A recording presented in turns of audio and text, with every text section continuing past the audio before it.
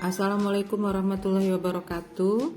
Kita lanjutkan ya video selanjutnya tentang gen. Yang sebelumnya itu tentang kromosom. Gen itu sebuah struktur kimia di dalam kromosom yang struktur kimianya itu akan membuat kita memiliki ciri yang berbeda atau bisa jadi sama dengan orang lain. Sehingga kalau ditanya apa itu fungsi gen, fungsi gen adalah penentu ciri makhluk hidup. Penentu ciri makhluk hidup. Adik-adik yang baru melihat video ini, silahkan dilihat video sebelumnya yang judulnya substansi genetika pertama. Di situ sudah dibahas dulu di mana sebenarnya letak gen di dalam sel-sel tubuh kita. Tepatnya kromosom ya. Kita lanjutkan. Kemudian penentu ciri makhluk hidup yang bernama gen ini sebenarnya dia mengandung zat kimia apa? Terdiri dari zat kimia yang bernama DNA. Tapi sebenarnya nggak semua DNA itu jadi gen ya. Maka di sini tepatnya kita tulis gen itu zat kimianya adalah potongan-potongan dari senyawa DNA. Atau mungkin ada yang mengistilahkan di buku kalian dengan ADN. Boleh. Kepanjangan dari DNA itu adalah deoksi ribosa nukleat acid. Kalau dia ADN tinggal acidnya dibikin ke depan, asam deoksiribosa nukleat ya. Kemudian dalam proses untuk supaya gen ini muncul cirinya pada tubuh, ya kita bahasakan di sini berekspresi. Ya, berekspresi berarti muncul gitu cirinya di tubuh kita itu dengan proses yang nanti istilahnya sintesis protein. Ya, maksudnya begini, misalkan adik-adik sudah punya gen tinggi nih dari orang tua, maka supaya badan adik munculnya jadi tinggi, maka perlu proses ini, perlu proses sintesis protein. Yang bisa saja kalian sudah punya gen tinggi dari orang tua, tetapi karena komposisi untuk proses sintesis protein ini kaliannya kurang, maka nanti badan kalian tidak tinggi. Salah satu yang menyebabkannya mungkin kurang zat ini. Ya, jadi ada zat lain yang namanya RNA yang membantu proses bagaimana gen kita berekspresi di dalam sintesis protein. Maka kita lihat apa bedanya DNA dengan RNA. Beda DNA dengan RNA. Apa perbedaannya ya? Di sini kita tulis cirinya, di sini kita tulis DNA, di sini kita tulis RNA.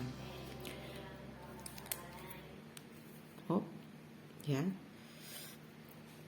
Sebenarnya dari penamaannya itu sudah berbeda. Satu DNA, yang satu RNA. D berarti deoksi ribosa, jadi gula, berarti ada gulanya ya. R-nya adalah RNA, berarti ribosa nukleat. Berarti ciri pertama ini adalah dari segi rantainya. Kalau dia DNA, rantainya misalnya seperti ini. Kemudian nanti ada pasangan rantainya. Jadi rantainya tidak hanya satu ya, rantainya dua. Yang kalau misalkan rantai hitam ini dimulai dengan tanda 3 aksen, diakhiri dengan 5 aksen. Ini kalau di soal SBMPTN lebih hobi pakai tanda begini, ada 3 dan 5-nya. Nanti akan kita bahas itu maknanya apa. Maka kalau di sininya 3, maka pasangan rantainya yang merah ini terbalik. dimulai dari angka 5, di sini berarti angka 3. Ya, ini angka 3. Sementara kalau dia RNA itu rantainya enggak 2 ya, rantainya cuma sebelah, cuma 1. Ada yang jenis 35, ada yang jenis 53. Sama juga ada kodenya. Di sini kita ikut aja seperti yang di sebelah, yang merah itu 53. Jadi punya kode juga ya. Ya, kita lanjutkan. Sehingga nama DNA rantainya disebut ganda berpilin. Diistilahkan ganda, lalu dia berpilin. Nama lainnya ganda itu double, berpilin itu helix. Sementara kalau RNA berarti rantainya kita bilang tunggal. Ya.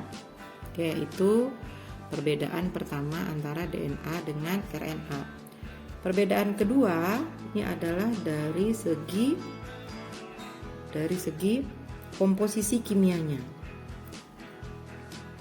Zat kimia pengisi DNA.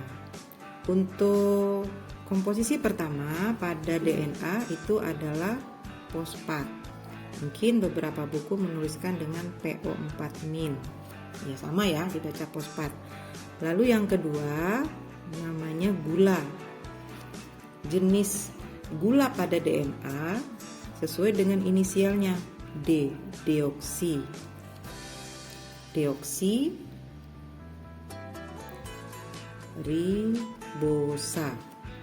Deoksiribosa. Kemudian senyawa kimia yang ketiga itu namanya basa nitrogen.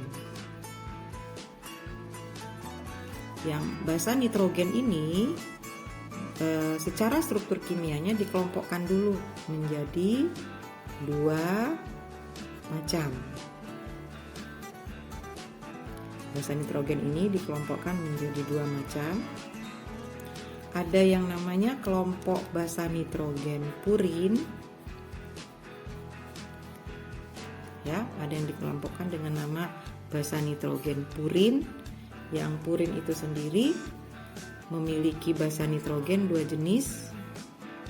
Ada inisial G, ada inisial A. G-nya adalah guanin, nama jenis basa nitrogennya ya, guanin. Kemudian A ini adalah adenin. Sementara kelompok basa nitrogen kedua ini diistilahkan dengan pirimidin. Ya, jadi purin sama pirimidin. Diingat ya, purin pirimidin ini kelompok basa yang nanti perbedaannya dari cincin kimianya. Yang pirimidin ini kelompok kimia yang memiliki cincin itu 2 ya. Nah, ini siapa saja, ada C, ada T.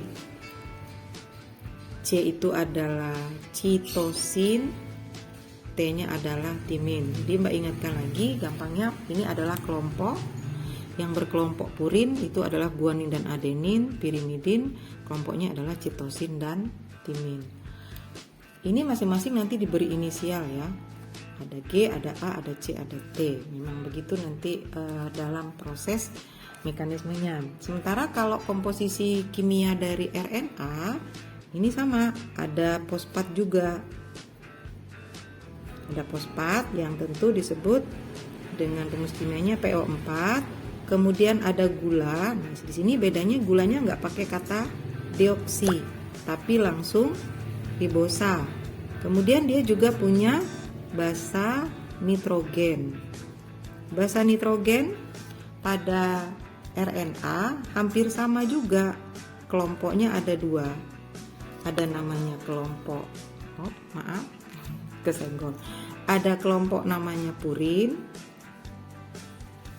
ya. Dan purinnya itu tentu saja terdiri dari guanin dan adenin, sama. Ada guanin juga dan ada adenin juga. Kemudian ada kelompok pirimidinnya juga. Ada kelompok pirimidin juga. Dan pirimidinnya di sini juga citosin. Nah, bedanya adalah di sini tidak ada timin, tapi diganti oleh jenis urasil. Di citosinnya punya. Jadi dari sisi komposisi basa nitrogennya beda.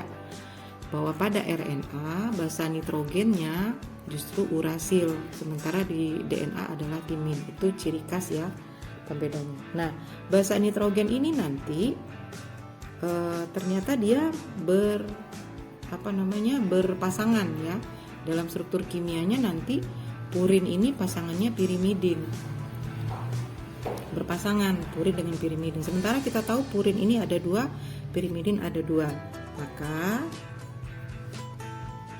pasangan basa nitrogen di sini Mbak singkat basa N pada DNA yang adenin, kita ini silakan dengan A ya, itu pasangannya dengan timin. Dan sebaliknya, sementara citosin ini pasangannya dengan guanin. Ya, maksudnya gimana sih pasangan-pasangan? Yuk kita lihat lagi struktur atau bentuk rantai dari kimia DNA. Misalkan di sini adalah A di rantai hitam ini ya, A. Maka nanti di rantai merah ini adalah T. Kenapa? Tadi bawah A pasangannya adalah T. Jadi pasangannya tuh ke bawah, rantai di bawah. Maka kalau di sini adalah C, citosin, maka yang hitam di sini nanti adalah G. Kalau di sini nanti adalah T, ya udah berarti di sini adalah A.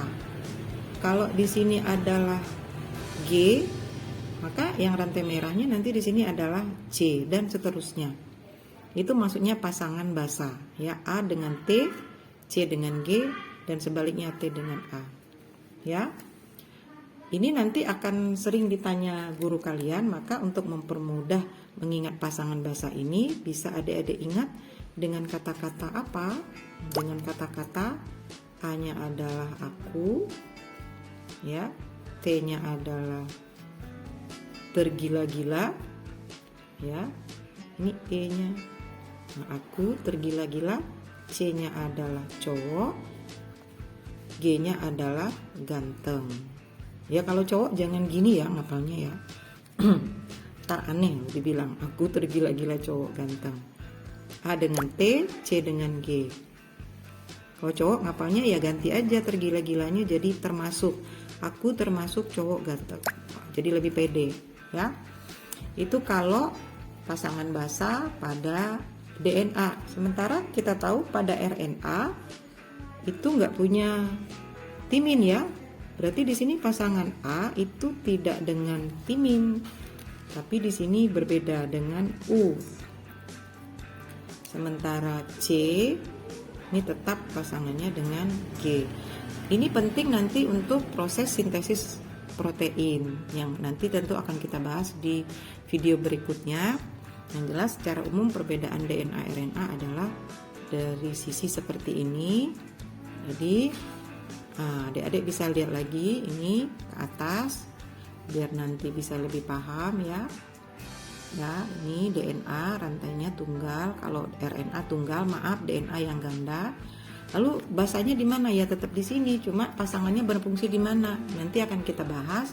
Yang jelas dia tentu punya A, U, G ya, kemudian G, C, U, nggak ada T-nya di sini. Yang nanti rantainya ini tidak hanya satu jenis ini ya, jenis RNA tuh banyak tapi tidak berpasangan seperti ini ya. Nanti akan lebih jelas di sintesis protein. Demikian untuk gen kali ini. Terima kasih. Assalamualaikum warahmatullahi wabarakatuh.